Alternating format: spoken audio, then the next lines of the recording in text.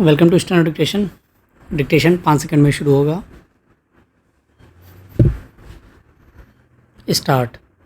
France में G7 की बैठक के चलते विश्व का ध्यान उन्नत अर्थव्यवस्थाओं और लोकतंत्र वाले देशों के इस संगठन की ओर जाना स्वाभाविक है।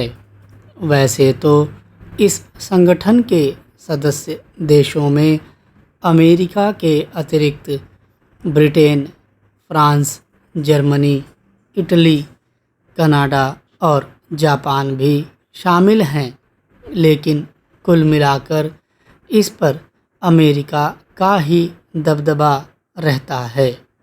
प्रतिवर्ष जब भी G7 देशों की बैठक होती है तो यह संगठन चर्चा में तो आता है, लेकिन अभी तक का अनुभव यही बताता है कि वह कोई विशेष प्रभाव नहीं छोड़ पाता। इस बार भी ऐसा ही हो तो हैरत नहीं, क्योंकि अमेरिकी राष्ट्रपति ट्रंप सदस्य देशों को सहयोगी कम अपना अनुयायी अधिक समझते हैं।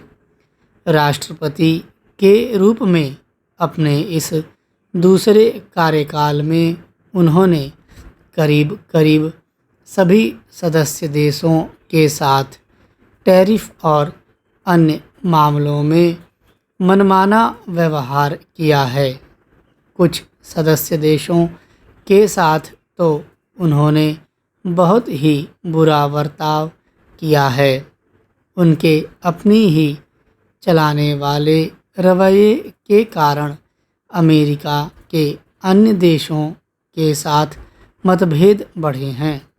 इसे देखते हुए इसके आसार कम ही हैं कि यह संगठन टैरिफ, जलवायु परिवर्तन, AI के उचित उपयोग आदि के मामले में किसी सहमति पर पहुंचकर ऐसे कोई निर्णय ले पाएगा जो विश्व की समस्याओं के समाधान में सहायक बनेंगे।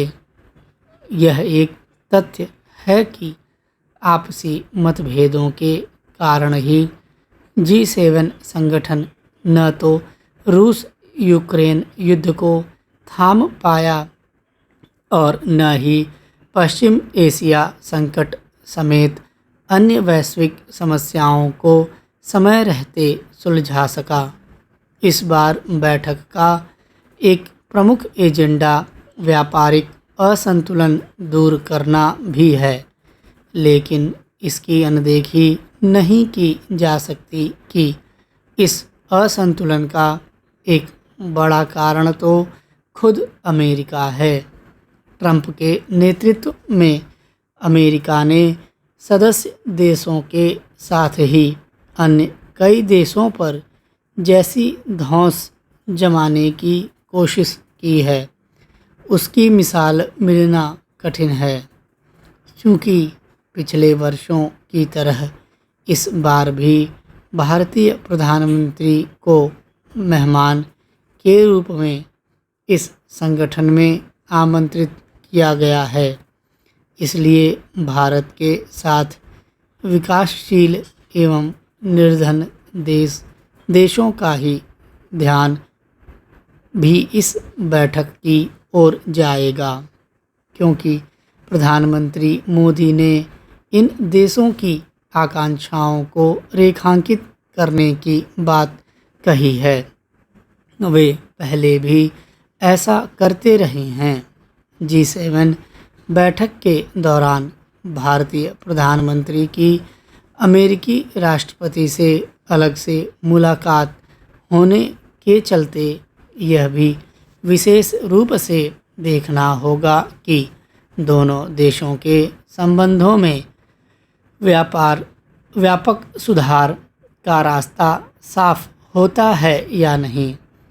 यदि अमेरिका इस संगठन को प्रभावी बनाना चाहता है तो उसे सदस्य देशों के साथ समानता का व्यवहार करना होगा।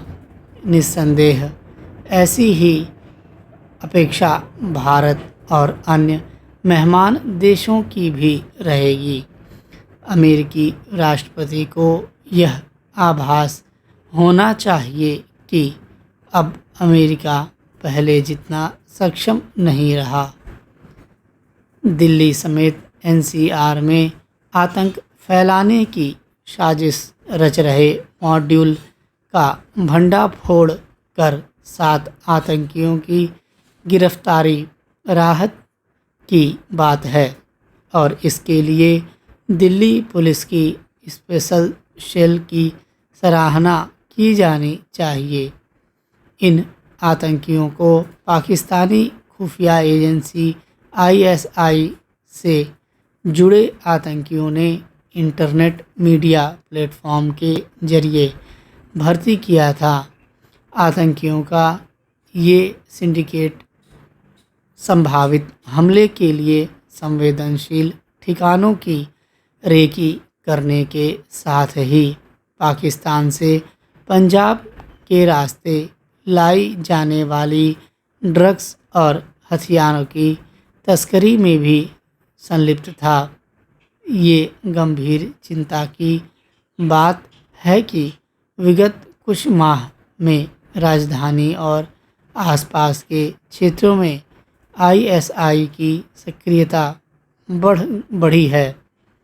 बीते दिनों गाजियाबाद से ऐसा ही मॉड्यूल सामने आया था कि जो देश भर में रेकी करने के साथ ही सेना की गतिविधियों पर नज़र रखने के लिए रेलवे स्टेशनों के पास सीसीटीवी कैमरे लगा रहा था। दिल्ली के साथ ही एनसीआर के शहरों की पुलिस को आपसी समन्वय और बेहतर करना चाहिए और इस पूरी साजिश को जल्द से जल्द बेनकाब करना चाहिए। स्टॉप।